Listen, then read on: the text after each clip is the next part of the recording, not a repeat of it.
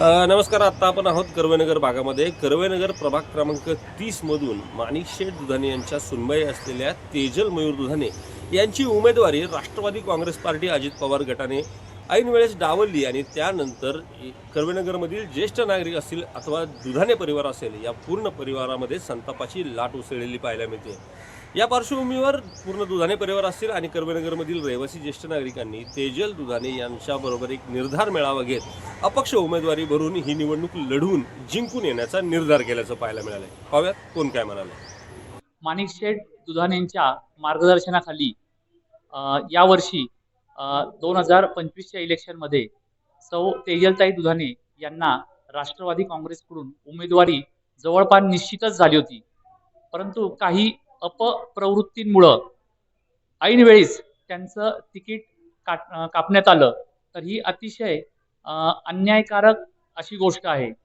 एखाद्या निष्ठावंत कार्यकर्त्याला तुम्ही जर अशा प्रकारे शेवटच्या वेळी वागणूक देत असताल तर याला जनता उत्तर दिल्याशिवाय राहणार नाही.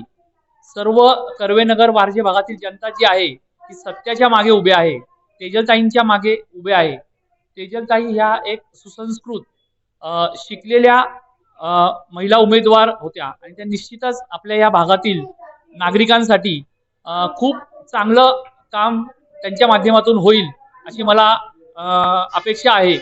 त्यांचं तिकीट का डावललं गेलं त्याच्या मागे अनेक कारण आहेत.